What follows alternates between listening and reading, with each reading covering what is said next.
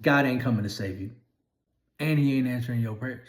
And if you stick with me for the next 3 minutes, I'm going to tell you why. And actually, let me start off by asking you this. Have you ever made a decision, and while making that decision, you knew that you were deciding to do the wrong thing, but you did it anyway?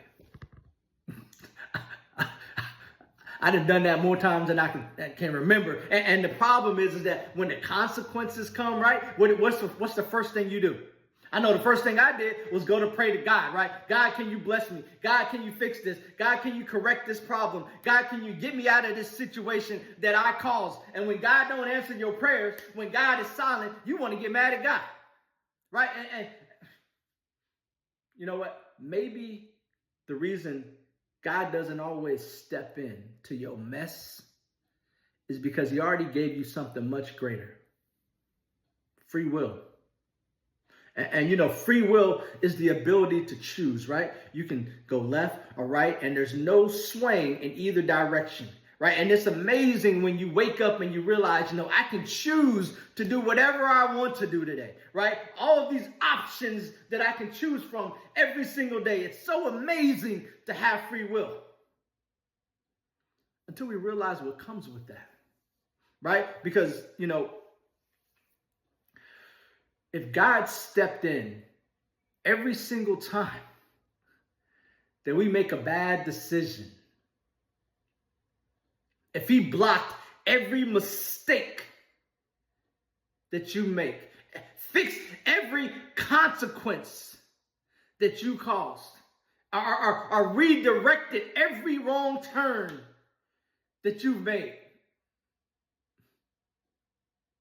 are we really choosing? Or is God actually controlling everything? You know, like I said, free will is the freedom to choose. But we have to remember that it's also the responsibility to deal with whatever comes with your choices. And you know, this is like the gray area where a lot of us get it twisted, right? Because, you know, we go our own way and you feel invincible and you ignore the warning signs, right? Or you ignore God when he tells you go left, you want to go right. And God will even show you visions that you ignore. And then when things fall apart, when things fall apart, when things don't go your way, you run right back to God asking him to fix it. Fact of the matter is, we want God's promises without following his instructions.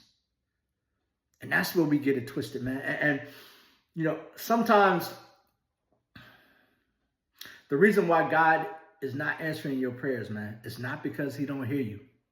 Because I've been there. I've been praying, you know, 2 or 3, 4, 5 times the same prayer, asking God why he don't hear me.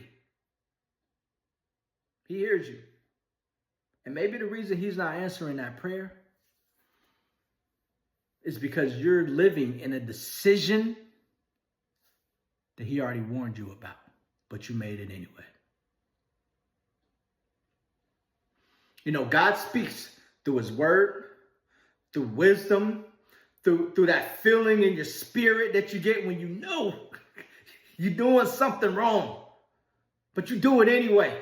You know this isn't right, but you decide to go that way anyway. And when you ignore that, you're not being led. You're choosing. Your flesh is choosing. And God in his love,